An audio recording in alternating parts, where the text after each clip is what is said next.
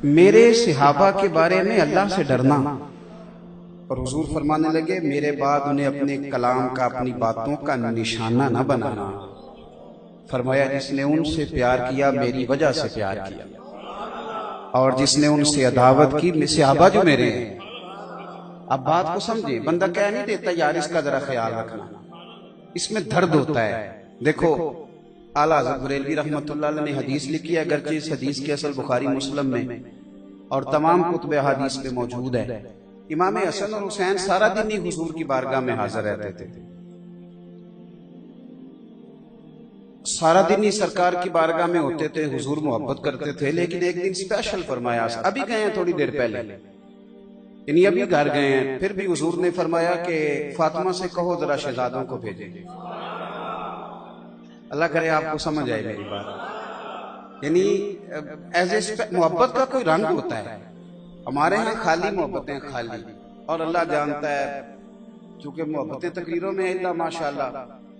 तो मैं भी अगर आपसे नारे शुरू कराऊंगा तो आपने कौन सा थक जाना है, तो आप भी लगाएंगे, मैं भी लगाऊंगा। लेकिन मोहब्बत का कोई रूप, मैं एक मिसाल दे के हदीस पाक बयान करता हूँ। ये मुहर्रम शरीफ शुरू होता ना, मैनू तुसी थोड़े थोड़े पेंडू लगते हो, मैं जरा फुल पेंडू हाँ, इस वजह से तुहानू एक पेंडू वाली गल सुनान लगा। तो ये मुहर्रम शुरू होता तो मेरी अम्मा जी मुझे कहती हैं कि पुत्र ठूठियां लिया दे 4-5 दर्जन। पता जी ठूठियां का कि नहीं? पेंडू पेंडू बोले ने जिन्होंने वे शक है ना कि किधरे सानू पेंडू ना समझ लें जी, तो वो नहीं बोले। ठूठियां तो पता है ना। तो अम्मा जी ने मुझे कहना मुहर्रम शरीफ में कि मैनू ठूठियां 2-4 दर्जन लिया दे, तो मैनू जाना पैंदा सी। तो मैं उनसे कहता कि मैंने अपने उस्तादों से पूछा है, खत्म परात भी हो जाता है, जेड़ी पतीली तुसां पकाया उहदे भी खत्म, ठूठियां को फर्ज ने।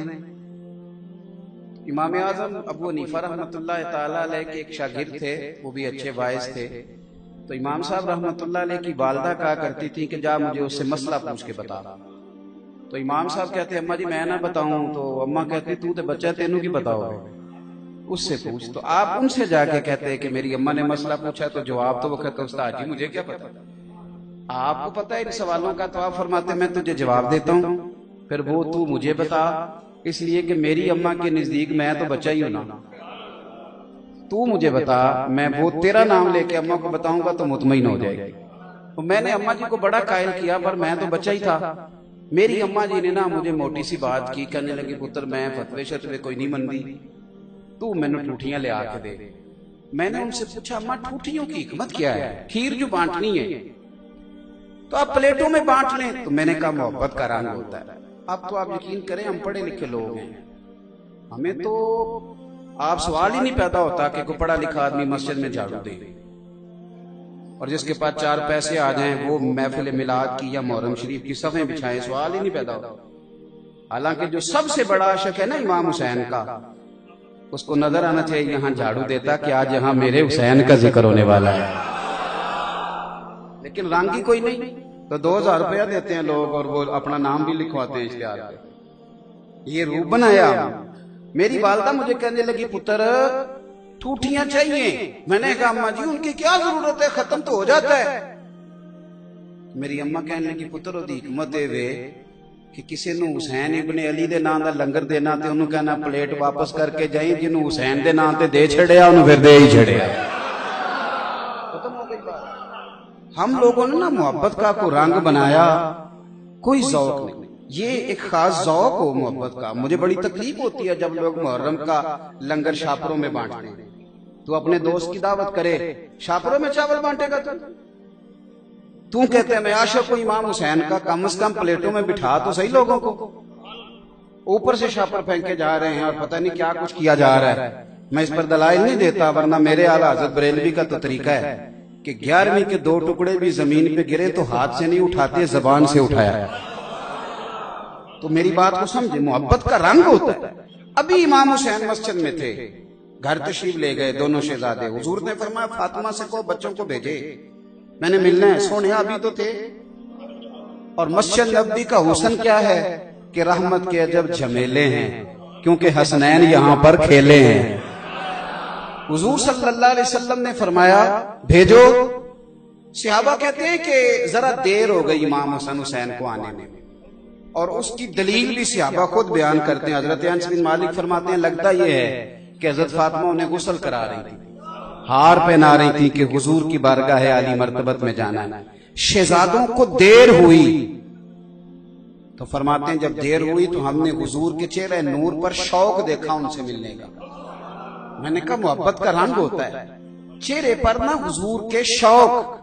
और जब शहजादे आए दरवाजा खुला, ये कोई साल बाद नहीं आए ननिहाल, ये भी तो गए थे, लेकिन जब दरवाजा खुला तो मेरे करीब महबूब ने मुकद्दस घुटने जमीन पे रख दिए और दोनों बाजू हुजूर ने खोल दिए। शहजादे दौड़े आए, एक इस सीने से लग गए इस कंधे से, दूसरे इस कंधे से। मेरी बात सुनना, रोज नहीं बंदा बच्चों के लिए दुआ करता। जब कभी हमारे यहाँ ये होता है कि जब बंदा कभी बीमार हो जाए ना, फिर बंदा कहता है या अल्लाह मेरे बच्चे छोटे हैं, अल्लाह मेरी बेटियों मुझे मौका दे, मैं इनकी शादियां कर। जज्बात एक खास मौके पर आते हैं, लेकिन मैं कह चुका हूं कि सहाबा और अहले बैत के बारे में जो जज्बात हुजूर ने हमें तो शौक दिया, दोनों शहजादे सीने से लगे और सरकार की आंखों में आंसू आए और हुजूर ने बातें शुरू कर दी अपने रब करीम से। जज्बात, कैफियत, रंग देखिएगा। हुजूर अर्ज करते हैं ऐ अल्लाह, जरा गौर करना बात पे, ऐ अल्लाह मैं इन दोनों से बड़ी मोहब्बत करता हूं, तू भी इनसे मोहब्बत फरमा। ऐ अल्लाह मैं इनसे बड़ी मोहब्बत करता हूं, तू भी इनसे मोहब्बत फरमा। और मेरे अल्लाह जो जो मेरे हसनैन से प्यार करे तो उन सब से भी मोहब्बत फरमा। मैं अपने दोस्तों से कहा करता हूं कि खत्म शरीफ जो है ना 10 मुहर्रम का, वो खुद पढ़ा करें, हर बंदा खुद पढ़े और अपने बच्चों को बिठाएं और छोटे बच्चे को भी बताएं कि बेटा आज ना इमाम अली मकाम का दिन है। इनको बिठाएं, इनको याद कराएं और एक खास एहतमाम, अच्छे चावल खरीद के लाएं, अच्छे ज़ौक से उन्हें पकाएं, उसका एक खास तरीका हो, सलीके के साथ। एक तरफ आप तबर्रुक कह रहे हैं, एक तरफ आपका उठना बैठना बताता है कि ये अंदाज तबर्रुक का तो नहीं ना होता। एक खास वालेहानापन। और एक मिसाल देने लगा हूं, इसको आपने कभी भूलना नहीं। कभी आपने देखा है कि बंदा बड़ा बेवकूफ हो, बिल्कुल सियाना नहीं, अक्लमंद नहीं, नालायक है, बेवकूफ है, कम फहम है, और जल्दी भी उसको बड़ी है, तेजी से आया दौड़ता हुआ।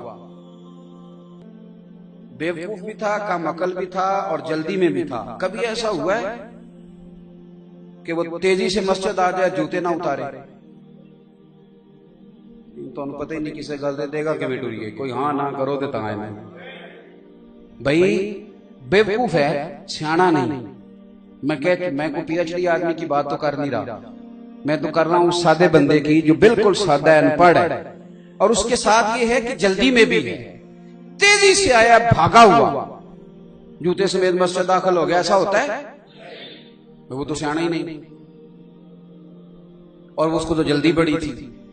नहीं, आपने फिर एक दफा गौर करना है। मैंने एक बात आपकी खिदमत में अर्ज करनी है, मैं चाहता हूं वहां आ जाएं आप। ओ यार, बेवकूफ आदमी, बच्चा, पुलिस वाले आ गए स्पीकर बंद कराने, तो वो जूतों वाली जगह पे खड़े रहते हैं, कहते हैं मुझे ये खोलने पड़ेंगे तो मेहरबानी करें इधर आए मेरी बात सुने। ऐसे ही होता है।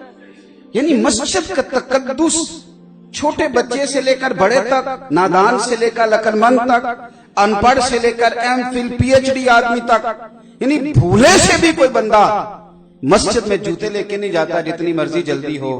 बस मेरे यारों, इस बात को समझ लेना, अगर तुम्हें बड़ी जल्दी हो, बड़े बेवकूफ हो, तो फिर भी जूते लेके कभी मस्जिद नहीं गए। हमें कभी भूला ही नहीं कि ये मस्जिद है। जिंदगी में कभी ना भूलना कि ये हसनैन करीम है। जिंदगी में कभी ना भूलना ये अबू बकर सिद्दीक और फारूक आज़म।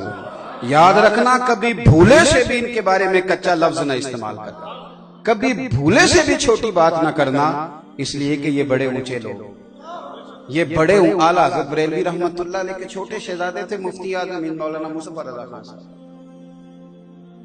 उनका 1.25 करोड़ आदमी मुरीद था। कितना? सिर्फ 1.25 बंदा मुरीद होवे तो पीर साहब गल को नहीं सुनते किसी की। कहने ने मेरा अपना 1.5 वोट है, इल्ला माशाल्लाह, वो नहीं सुनते। 1.25 और मुरीद भी ऐसे वैसे नहीं, मुरीदीन में बड़े बड़े मुहद्दिसीन शामिल हैं। मुफस्सिरीन शामिल। उनके एक मुरीद ने ना अपने किसी दूसरे दोस्त से कहा जो हजरत का बैत नहीं था, उनसे कहा जो मेरे पीर साहब में मुफ्ती आजम है। वो कहने लगा तुम्हारा अहले सुन्नत का तरीका है इमाम हो तो इमाम आजम, हजरत हो तो आला हजरत, अब इनको भी आजम मुफ्ती आजम कर दिया, तुम्हारा स्टाइल ही है। वो कहने लगा नहीं वाकई मुफ्ती आजम है, अल्लाह तबारक व तआला ने उन्हें बड़ी फकाहत दी है कुरान और सुन्नत में।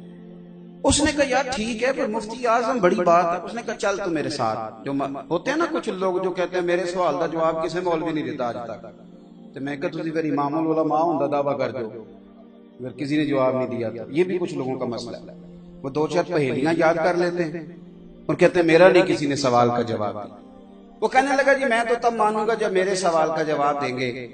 हजरत की जो बैठक है ना उसको सैदरा कहते हैं, मैंने जियारत की है, यानी उसका एक दरवाजा मदरसे में समझ ले खानका में खुलता है, घर में खुलता है। एक बार हजरत वहां तशरीफ फरमा थे, वो आ गया लेके, उसने कहा हुजूर ये आपसे कोई पूछना चाहता है। मेरी बातों की समझ तो आ रही है ना आप हजरात का, जनाब पूछिए। तो कहने लगा जी सरकार दो आलम सल्लल्लाहु अलैहि वसल्लम की चारों शहजादियों के नाम मैंने पूछने, बहुत बड़ा अपने हिसाब से इल्मी सवाल किया, चारों बेटियों के नाम बताएं। तो हुजूर मुफ्ती आजम उठे, जो दरवाजा घर खुलता था ना उससे आप अपने काशाने में चले गए, घर तशरीफ ले गए। अब तनकीद बड़ी आसान है और तामीर बड़ी मुश्किल है। उसने 1 मिनट लगाया, कहने लगा तुम कहते थे मुफ्ती आजम है, उन्हें तो माज़अल्लाह 4 बेटियों के नाम नहीं आते, वो किताब देखने चले गए, वो देख के आएंगे तो बताएंगे। मेरे भाई मैंने कहा मोहब्बत का कोई रंग तो होता है, ऐसे तो नहीं ना होता कि आप कहें अब्बा जी प्यार बड़ा है पर मैं कपड़े नहीं लेके दे सकता, प्यार बड़ा है पर रोटी बड़ा भाई देगा। मोहब्बत की कुछ शक्ल तो होती है। हजरत अंदर चले गए, कुछ लम्हों के बाद वापस आए, वो तनकीद कर रहे कि तुम्हारे मुफ्ती आजम तो किताब देखने तशरीफ ले गए। हजरत वापस लौटे, सुनो और इसे याद रखना। हजरत आए तो दाढ़ी से पानी के कतरे टपक रहे थे, फरमाने लगे वुजू करने गया था, मैंने अपने महबूब की शहजादियों के नाम कभी बगैर वुजू जुबान से अदा ही नहीं की, इसलिए कि मेरे वालिद का अकीदा है तेरी नस्ल पाक में है बच्चा बच्चा नूर का, तू है ऐने नूर तेरा सब। तो मेहरबानी करें, पहला सबक आज की गुफ्तगू का आपकी खिदमत में अर्ज कर रहा हूं, अपनी जिंदगी में अदब का दामन कभी ना छोड़ो और मेरी आपसे अपील है बहस कभी ना करें, मेहरबानी करें। हम ये उलमा का काम है, एक आके आपके लिए किसी ने कोई मुकालमा करना तो करे। हम जो अवाम है हमने किसी मसले में बहस गुलामी करते हैं, वो बहस नहीं करते, हमने चुप करके गुलामी कर दी, हमने बहस। मैं अभी दोस्तों को कह रहा था कि बहस तो मियां बीवी की हो तो लड़ाई शुरू हो जाती है, हालांकि निकाह हुआ है, रिश्ता है और अल्लाह की निशानियों में से निशानी है ये रिश्ता, लेकिन किसी बात में बहस हो जाए तो झगड़ा। तो आप बहस नहीं करें, आप अपने दलाइल को याद जरूर रखें, लेकिन मेहरबानी फरमाएं जब उलझते हैं और बाद हमारे संगी आपस में उलझ जाते हैं उससे नुकसान होता है। अदब करें, खूब प्यार करें, और प्यार भी हम वो वाला करते हैं जिसमें प्रोपेगेंडा ज्यादा होता है। देखो बड़ी तवज्जो से मेरी बात को सुनना, और मैं जिस पहलू में बात कर रहा हूं, हमारे यहाँ लोग अपनी मर्जी का पहलू निकाल लेते हैं, जिस पहलू में बात कर रहा हूं इसको उसी पहलू में समझना। 10 मुहर्रम को ना रोड पे सवारी भी नहीं मिलती, ट्रैफिक भी कम होती है, 9-10 मुहर्रम को छुट्टी, और मेरा ख्याल है देग पकाने के लिए नाई भी कम ही मिलता है, ऐसे ही होता है ना। और मैं समझता हूं कि ये भी थोड़ा है इमाम हुसैन की शख्सियत, इससे भी बहुत बुलंद ज्यादा एहतमाम होना चाहिए। लेकिन एक छोटा सा सवाल है तालिब इल्म का, उस पर आपने गौर करना है। एहतमाम थोड़ा होता है अभी भी इमाम अली मकाम के लिए, ज्यादा होना चाहिए। पर मेरा सवाल ये है कि इमाम हुसैन बड़े हैं कि मौला अली? तो ये सारे बंदोबस्त 21 रमजान को भी करते हो, नाराज हो गए हो जो कोई गल नहीं, मैं तो चला। ओ भाई ये सारे बंदोबस्त 21 रमजान को भी करते हो। हजरत अली भी शहीद हैं और हजरत अली मेयार हैं। मेरे महबूब ने फरमाया अली का प्यार ईमान है, अली का बुग़्ज़ निफाक है। जो मेयार है मेयार, उनके लिए भी इस तरह देखें उतरती हैं, इस तरह बंदोबस्त होते हैं, इस तरह छुट्टियां की जाती हैं। जिधर सारा जमाना चलेगा उधर चलोगे। याद रखो हजरत सिद्दीक अकबर से लेकर मौला अली तक और 3 रमजान को सैयदा फातिमा ज़हरा से लेकर सैयदा आयशा सिद्दीका तक, इमाम हसन का भी और इमाम हुसैन का भी, इसलिए कि ये सारी मेरे महबूब की औलाद है। सबके तज़किरे दिलो जान से करें, रूह से करें, और आपकी सिर्फ गुफ्तगू नहीं, बॉडी लैंग्वेज भी बताए कि आपको मेरे इमाम अली मकाम से बड़ा प्यार है। दूसरी बात, मेरे हज़रत साहब रहमतुल्लाह ताला अलैह ना, हमारे बरेली शरीफ में हिंदुस्तान में शिमले वाली पगड़ी बांधी जाती है। उसकी दलील वो बुजुर्ग ये देते कि वहां सिख भी पगड़ी बांधते हैं, हमारे यहाँ उसकी जरूरत नहीं, क्योंकि यहाँ मुसलमान एक शरीयत है। तो सिख भी पगड़ी बांधता था, तो वहां के बुजुर्गों ने ना इम्तियाज करने के लिए, वहां के बुजुर्गों ने ना इम्तियाज करने के लिए ये शिमला ऊपर रखना शुरू कर दिया, ताकि पता चले कि ये वाली पगड़ी मुसलमानों की है। मेरी बात की समझ आई आप हज़रात को? अब शिमले वाली पगड़ी कोई भी देख लेना वहां, शिमले वाली दस्तार, तो वो खुद ब खुद पूछ लेता है कि आप बरेली शरीफ से हैं या उनके मुतल्लिकीन में से हैं। कुछ फिक्रे, कुछ जुमले ऐसे होते हैं कि जो, मेरा एक दोस्त है, मेरे साथ होते हैं, वो एक साहब के साथ वो कलाम कर रहे थे, उनसे कलाम करते करते उन्होंने 1-2 जुमले बोले, तो मैं सुन रहा था, दूर था, मैं सुन रहा था उनकी बात, मुझे पूरी समझ आ रही। तो उनसे कहने लगे, तुसी पीर साहब नाल रहंदे हो? उन्हें कहा तुहानू किवें पता लग गया? कहंदे हां जी, गुफ्तगू करते ने। ये ना 2-4 फिक्रे, 5 कोई बुजुर्ग कहता है ना माशाअल्लाह, अल्हम्दुलिल्लाह, जज़ा, कोई भी लफ्ज ऐसे, तो जो दाएं बाएं रहने वाले लोग होते हैं वो बातों को समझ जाते। हमें है अहले बैत नबूवत से प्यार, हमारी है गुलामी। देखो, उनका कोई तो रंग होना चाहिए हमारे ऊपर। कोई तो पूछे ना कि आप अली वाले, आप हसन वाले, आप हुसैन वाले। मेरे भाई अच्छी तरह समझ लेना, अहले बैत नबूवत की जिंदगी में कुछ चीजें खासियत के साथ हैं और बिलखुसूस हैं। उनमें पहली चीज फकर है। मेरे नबी पाक अलैहिस्सलाम ने फरमाया, मेरी शहजादी तो जन्नत की मालिका है, जन्नती औरतों की सरदार है। हजरत फातिमा एक दफा इल्तिजा करती थी तो जन्नत के मेवे आ जाया करते थे। लेकिन आपको पता है कि मेरे नबी पाक सल्लल्लाहु अलैहि वसल्लम ने अपनी औलाद के लिए अल्लाह से फकर मांग के लिया। हुजूर ने दुआ मांगी, ऐ अल्लाह मेरे घर वालों को ना बकदरे जरूरत रोजी देना। और एक हदीस के लफ्ज ये हैं कि अल्लाह एक वक्त रोटी देना, एक वक्त का फाका देना। फाका अहले बैत की पसंद है, फकीरी उन्होंने अल्लाह से मांग के लिए। सादा खाना, यारो देखो, घर में लेपा पोती करना, चक्की चलाना, आटा गूंदना, बच्चों को पालना, चरखा चलाना, ये सारे तरीके सैयदा फातिमा ज़हरा के रज़ी अल्लाह ताला अन्हा, ये सारे तरीके हज़रत फातिमा के। अब तो खैर शहजादियों का कोई हिसाब ही नहीं, हर बाप की बेटी शहजादी होती है, होनी भी चाहिए। लेकिन जरा जरा सी बात पे लोग दुखते हैं, कहते हैं देखो जी बच्ची को काम बड़ा करना पड़ता है। ओ मेरे भाई याद रखो, सादा खाना, सादा घर, कच्चा मकान, घर के सारे काम काज, ये अहले बैत नबूवत का तरीका है। और पढ़ो बुखारी शरीफ, सैयदा फातिमा ज़हरा रज़ी अल्लाह ताला अन्हा हाजिर बारगाह हुई, या रसूल अल्लाह सल्लल्लाहु अलैहि वसल्लम काम कर करके हाथों पे छाले पड़ गए। बताओ मुझे इतना गरीब है कोई इस मजमे में जिसकी बेटी इतना काम करे कि छाले पड़ जाए? फिर भी सारे दुखी हैं, फिर भी तावीज लेते फिरते हैं कि बेटी बड़ी तकलीफ में, छाले पड़ गए या रसूल अल्लाह ये। और हजरत फातिमा को मौला अली ने कहा, फातिमा अब तेरी मुशक्कत देखी नहीं जाती। हुजूर की बारगाह में गुलाम आए हैं, गुलाम मिले तो तेरा काम में हाथ बटाएगा। हम बातें पढ़ते सुनते हो, कभी कभी गौर करो कि ये पहलू हमारे लिए क्या छोड़ती हैं। सैयदा पाक ने छाले दिखाए, मेरे करीम महबूब अलैहिस्सलाम ने क्या फरमाया? फरमाया फातिमा 33 बार सुभान अल्लाह पढ़ा कर, और 33 बार अल्हम्दुलिल्लाह पढ़ा कर, और 34 बार अल्लाहु अकबर पढ़ा कर। जब भी तू ये तस्बीह खत्म करेगी, रब तुझे गुलाम आजाद करने का सवाब अता फरमाएगा। गोया हुजूर ने कह दिया कि चक्की आपने खुद ही पीसनी है, आटा खुद ही गूंदना है, घर के सारे काम। यहाँ तो औरतें कुछ भी नहीं करती, फिर भी शाम को 4 गोलियां मंगवा लेती, कोई काम भी नहीं, फिर भी 4 गोलियां। और इमाम हसन क्या फरमाते हैं? खुदारा खाली अहले बैत नबूवत ने हमें यकम मुहर्रम से 30 मुहर्रम तक का याम मनाने को नहीं दिए, उन्होंने पूरा उसवा हमें दिया है, पूरा बेहतरीन दस्तूर हयात दिया है। अगर घर बनाना है, चलाना है और बसाना है और आबाद करना है तो अहले बैत नबूवत का घर देखो, रसूल करीम सल्लल्लाहु अलैहि वसल्लम की अज़वाज के मकानात और उनके घर देखो। मेरे नबी पाक सल्लल्लाहु ताला अलैहि वसल्लम की शहजादी सारा दिन काम करती, सारा दिन मेहनत करती, मजदूरी करती। इमाम हसन कहते हैं कायनात सो जाती और मेरी मां फातिमा मुसल्ला बिछा लेती।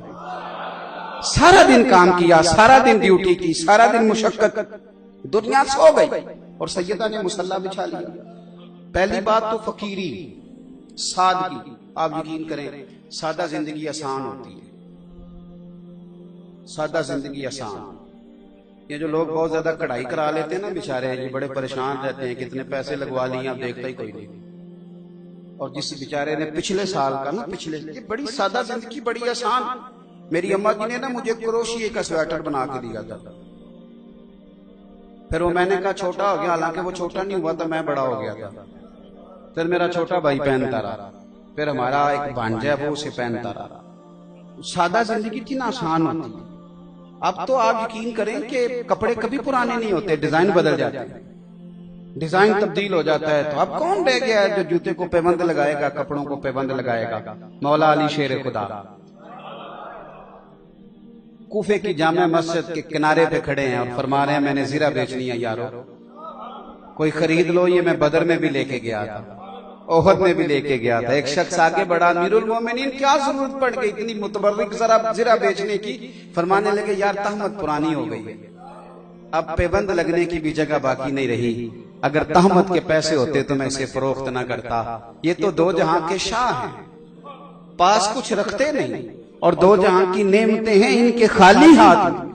यारो सादगी, वजादारी और जो है उस पर गुजारा करना और कनात की जिंदगी गुजारना और वकार के साथ गुजारना और इज्जत के साथ। एक हदीस है, दो जुमले उसके कभी ना भूलना। नबी पाक सल्लल्लाहु अलैहि वसल्लम से एक सहाबी ने पूछा था या रसूलल्लाह इज्जत किस चीज में?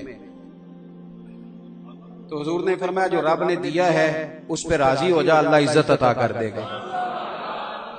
या रसूलल्लाह जिल्लत क्या है? फरमाया जिंदगी में लालच ना करना, जलील हो जाएगा। कनात में इज्जत है, लालच में जिल्लत। तो अहले बैत नबुव्वत ने अपनी जिंदगियां सादगी से गुजारी। तीसरी बात, इबादत के साथ दिलचस्पी। हमारे यहाँ जब भी कोई नकीब या मेरी तरह का खतीब खड़ा होता है तो वो कहता है बस करबला आएगी तो हम इमाम हुसैन के जानशीन बनेंगे। तो मैं क्या करता हूँ, वो तो जब आएगी तब बनना ना। इमाम हसन और हुसैन दोनों रोजाना 100 रकत नमाज नफल अदा किया करते थे। किताबें जितनी आप कहेंगे मैं पेश कर दूंगा। 100 नफल पढ़ना इलावा। हजरत अब्दुल्लाह इब्ने जुबैर फरमाते हैं मेरी जब भी हुसैन इब्ने अली से मुलाकात होती उन्होंने नफली रोजा रखा हुआ होता, वो रोजे से होते। 25 हज किए दोनों भाइयों ने मदीना शरीफ से पैदल मक्के जाके। सवारियां मौजूद होती थी, सवारियां मौजूद होती थी। इमाम हसन एक साल बीमार थे तो इमाम हुसैन कहने लगे भाईजान इस साल सवारी पे ना चले जाएं। तो कहा नहीं हुसैन, जब कोई बंदा अपने आका की बारगाह में जाता है तो सवार होके नहीं जाता, मैं रब की बारगाह में हाजिरी देने जा रहा। तो ये मेरे भाई ये वाला तो काम आप शुरू करें। कुरान पाक से उनकी दिलचस्पियां, इबादत के साथ उनका मिजाज, मुसल्ले के साथ उनकी वाबस्तगी। आप हमें गपशप के लिए बिठा ले सारा दिन सारी रात और तस्बीह दें कि ज्यादा नहीं 500 बार दुरूद शरीफ पढ़ना, या काम याद आ जाता या नींद आ जाती। भाई अहले बैत नबुव्वत का जो खास वस्फ है, सुनो 9-10 मुहर्रम की दरमियानी रात अमर बिन साद आया और उसने आके कहा कि हुसैन दो ही बातें हैं, या बैत करें या जंग के लिए तैयार हो जाए। इमाम अली मकाम फरमाने लगे कोई तीसरी बात? उसने कहा कोई नहीं। आप फरमाने लगे तू जा मुझे एक रात की मोहलत दे, सुबह बात करेंगे। अमर इब्ने साद चला गया। हजरत अब्बास रज़ी अल्लाह तआला अन्हु हाजिर बारगाह हुए और अर्ज करने लगे हुजूर आपने ये मोहलत क्यों ली? ये दुनियादार से लोग हैं, ये सोचेंगे पता नहीं हुसैन को तीसरी राय की तरफ बढ़ रहे हैं। फैसला तो जो आपने सवेरे करना है वही आपने अभी करना है। मुझे पता है बैत आपने करनी नहीं, होनी तो जंग है, तो आप अभी इसको कहते हैं कि सवेरे जंग करनी है। तो इमाम हुसैन फरमाने लगे, अब्बास तेरा क्या ख्याल है, मैंने रात सोचने के लिए मांगी है। हुजूर फिर किस लिए मांगी है? तो आप फरमाने लगे, इसलिए मांगी है कि रात 1 बज गई है, हुसैन जरा रज रज के अपने रब को सजदे तो कर रहा है। वल्लज़ीना यबीतूना लिरब्बिहिम सुज्जदम व क़ियाम।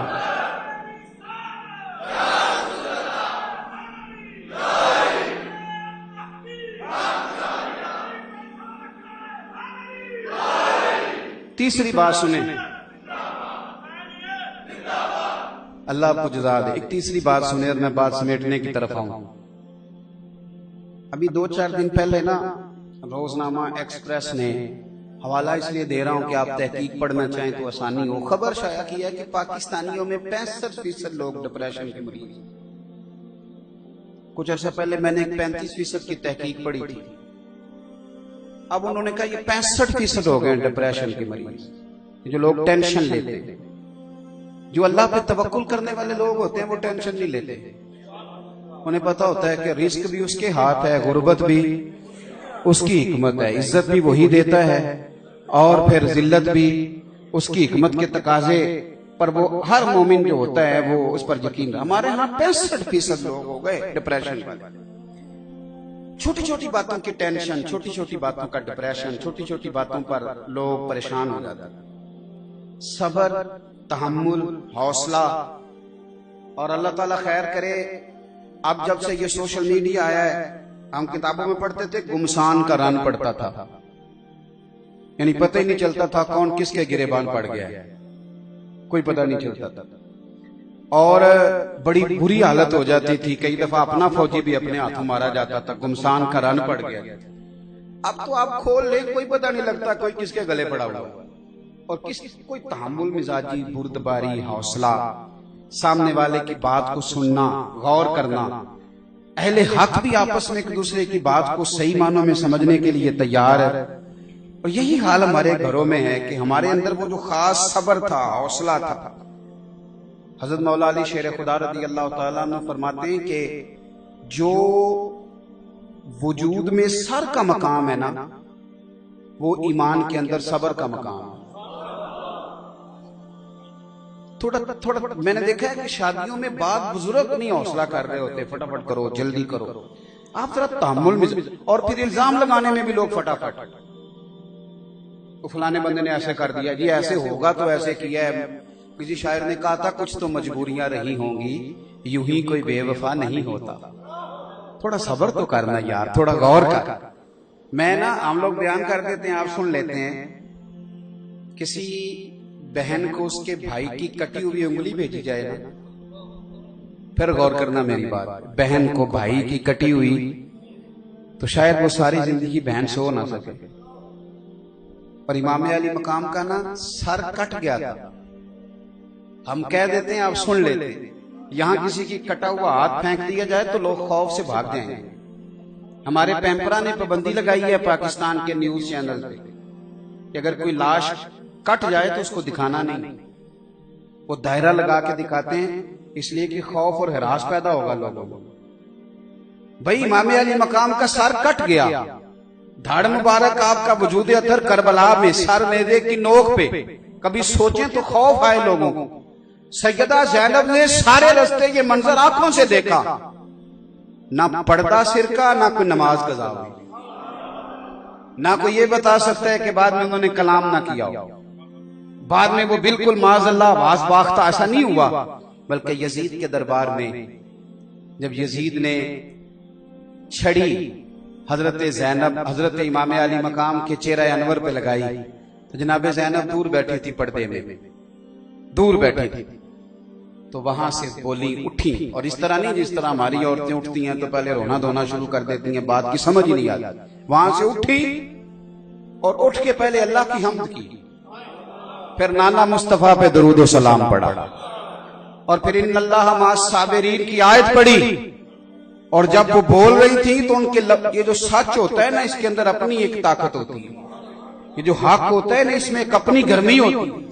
बोल रही थी तो लबो लहजे के अंदर इतना दबदबा और तनतना था कि एक शख्स, एक सिहाबी वहां बैठे थे, कुछ ने ताबी का, कुछ ने सिहाबी का। उन्होंने मौला अली के पीछे बड़े जुमे पड़े थे वो नाबीना।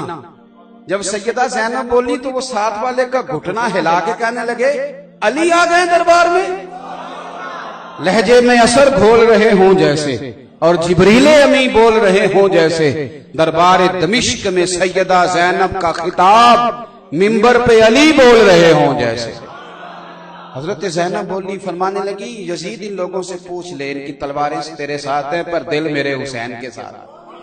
और फरमाया, वक्त बदलने दे, हालात तब्दील होने दे, एक वक्त आएगा जिक्र तेरा भी होगा लेकिन तू शर की अलामत बन जाएगा, और जिक्र मेरे हुसैन का भी होगा, और खतीब खुतबों में भी दुरूद पढ़ा करेंगे। एक तो उनसे प्यार करें। दूसरी मेरी गुजारिश मैंने आपकी खिदमत में अर्ज की कि कभी भूले से भी बेअदबी ना करें। और मैंने मिसाल दे के अर्ज किया कि आप कभी जूते लेके मस्जिद में भूले से भी आए तो ये भूले से भी कभी इन लोगों के बारे में कोई ऐसा जुमला से आबा हो या अहले बैत, खुदा रहा, इसको समझें। और तीसरी गुजारिश ये की कि अपने आप को सादा करें। आप तक रसाई भी आसान हो, आपकी बात भी आसान हो, और आप जमीन पे बैठे लोगों को मिल जाएं। ये दावे छोड़ दें कि मैं तो हवाओं फिजाओं में रहता हूं। आप जमीन पे बसते हैं तो जमीन वालों के साथ रहें, सादा ग़िज़ा खाएं, सादा मकान पसंद करें, सादे कपड़े को तरजीह दें। और तीसरी बात मैंने आपकी खिदमत में यह अर्ज की कि अपनी जिंदगी को हौसले के साथ बिताएं। और एक बात बीच में रह गई कि इबादत का मिजाज, शौक, यह अहले बैत का तरीका है।